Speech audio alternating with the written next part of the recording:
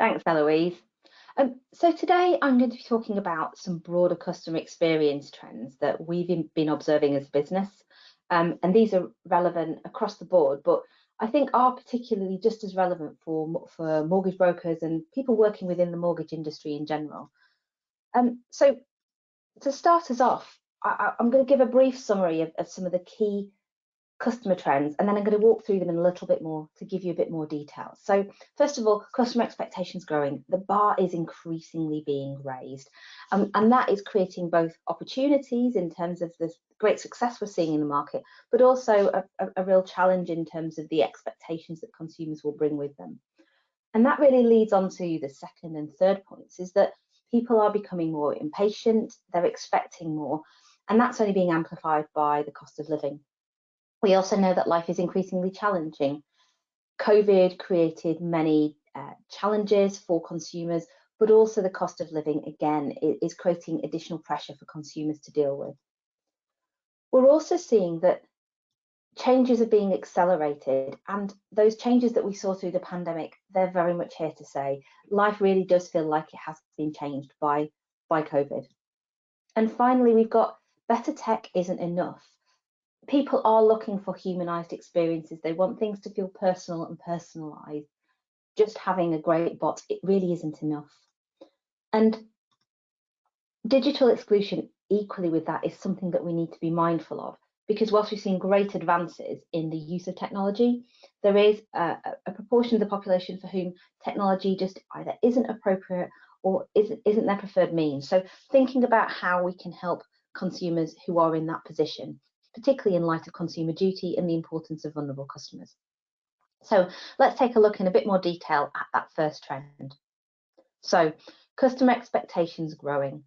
What we can really see here is the bar is significantly high. Satisfaction with service is close to an all-time high, and this is courtesy of data from the Institute of Customer Service.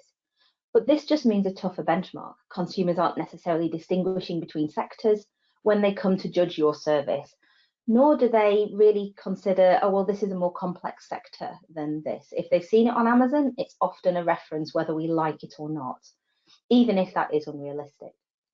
And quality remains critical. What we can see from the data here, again, that the Institute captured last year, is that 75% rated quality of service as a really critical top priority, more so than convenience or lower costs.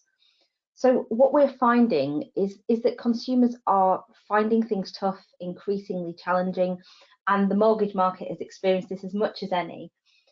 But people are more discerning. They've got less money to spend, but less money to waste. So they're seeking value, quality services. They want to make sure every penny in their pocket is going in the right direction. And when we think about what's happened with mortgage rates and the uncertainty of the market, the reassurance and the quality of service that mortgage brokers can bring to their customers is arguably more important now than ever. We're finding that people are now more struggling with the impatience that they feel and their expectations. So they're demanding more. They've got little time. They're moving at a pace that their lives are dictating. They can't be going in the process that providers necessarily set. And the cost of living with that added pressure means that people are demanding more. And I'm sure we will all have experienced some of the challenges in that mortgage journey. Really does mean that consumers are often quite surprised at how long things can take and the importance of managing expectations, because what we found is, around 1 in 4 people describe themselves now as impatient, and actually amongst younger generations, so millennials and Gen Z, that's nearly a third. So because of that, it's really, really important that we are mindful of how we manage those expectations, but also help speed things up. This is also where technology, I think, has a really crucial role to play, in terms of enabling mortgage brokers and other service providers to focus that personal service where you can really add value. And some of those more administrative, challenging tasks can be put to the robots, where they can frankly process them more efficiently. Certainly, it's where we're seeing some real successes, Legal & General. We know that our SmarterFit research tool is saving mortgage brokers significant time and freeing up time to spend where it counts, adding values to clients. In fact, we've estimated our Smarter Fit tools saves mortgage brokers on average nearly 20 working days a year. And that's really great in terms of speeding up things for their clients, but also speeding up things for you as brokers.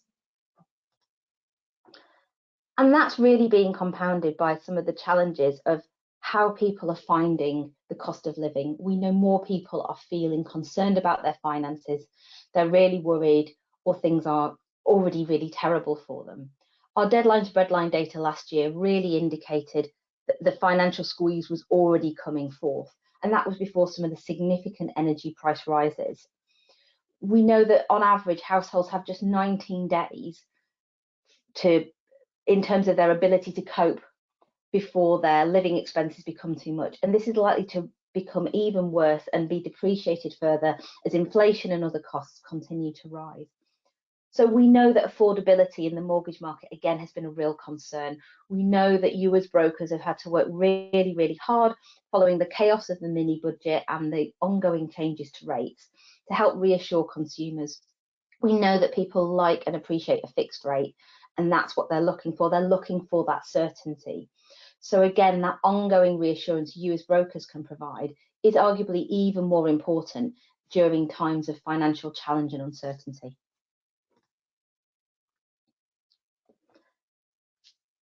And all of this comes after the pandemic. Now, we know the pandemic was a massive shock to the system, and you'd have had to be hiding under a massive rock to have not noticed that. But I think it's perhaps some of the legacies that COVID has left with us. Sadly, some negative in terms of some people's financial resilience was already massively eroded before we got into the cost of living crisis. But in some respects, there are some real shifts in terms of attitudes and societal approaches. We can see in some data here that we've got from Accenture that quite early on in the pandemic, people were really feeling like it had made them revise what their personal purpose was, what was important to them. And more recently, as an organisation, we've seen in some data from an agency called Kokoro that actually more people are seeking almost a smaller life or a slower life, with around 50% of people saying that they're looking for a slower pace and they're happy with that. So people are clearly seeking a better balance. And that then really comes into when we think about how people are looking for those experiences. So we talked about how online and tech can really help with some of that impatience and the challenges of modern life. But that doesn't mean that they're not seeking. They want to be able to do most things online potentially, but they're expecting tailored recommendations. They're still expecting that personal touch. Now, I'm sure many of you will have taken a look at ChatGPT and other elements, but we also know from data that chatbots are some of the most least appreciated elements of customer service, with people having a very low preference for using them. So what we need to think about is how do we offer personalised experiences? How do we make them feel human? And how do we also balance that with the value that real personal, either face-to-face or telephone interactions can bring to various forms of services, and how ultimately can we understand the individual customer needs so they are getting the service that they want rather than the service they feel perhaps forced to use. And that really leads us on to an important counterpoint to all of the exciting, brilliant innovations that we see in technology. There's a balance to strike, not only in terms of providing humanised and personalised experiences, but sometimes human intervention itself is really, really critical. We know the mortgage event can be really stressful. And this is why brokers are so important to customers, providing that certainty and reassurance. Now, digital offerings can certainly help smooth the process, speed things up, deal with that admin and forms that need processing, and hopefully speed things up where relevant. But we also know that for those critical decision making, where that financial advice and guidance comes in, talking to people about that broader mortgage package, all of the elements that go with it, the protection, the home insurance, those other elements that can really set those customers up for success in the long term, that can often be best done in that personal way. And we need to be mindful of that as well in terms of customers' preferences. So we can see some data here from the Institute of Customer Services again of what people's preferences are in terms of their channel usage. And you can see that 73% of people are happy to check their bank account online. It's something they do every day. It's quick, it's convenient, it's on demand. But actually, when they want to deal with a personally sensitive issue, you can see that preference of in person or on the phone is completely dominating. And we see a very similar picture for dealing with important circumstances as well. So we can see why striking that balance is so critical. And that comes in light as well of not everybody being online. If you look at the Ofcom data that's published, you can still see there's a high proportion, particularly of the over 65s, who aren't yet online. 1 in 5 over 65s do not have internet access at home. And it's also being mindful that there is a proportion of the population who can only access online via smartphones. So again, forms of digital exclusions are a potential threat, particularly if we think about the later life mortgage market, where some of those individuals may, even if they have access to the internet, may not be comfortable doing serious, important things online. And we can also see that from a vulnerability perspective, ensuring relevant, suitable channels of access is really, really important. And given consumer duty and the importance of avoiding foreseeable harm, this is becoming even more important. So those were just a few trends that I wanted to share with you today. So just to recap on what we've touched on, so we've talked about customer expectations growing and the bar being set ever higher, and that making it quite a tough bar for everybody in the market, no matter what sector you're in. We've talked about people becoming more impatient, expecting more, and potentially the role of technology in helping that, but also the cost of living and other factors making life just a lot more challenging. We spoke about the fact that changes have been accelerated by the pandemic and they're here today and here to stay.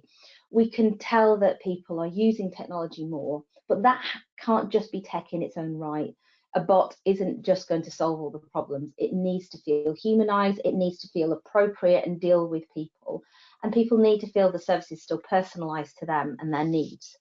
And finally, that technology can't be at the expense of people being excluded and making sure everybody has the most appropriate relevant access.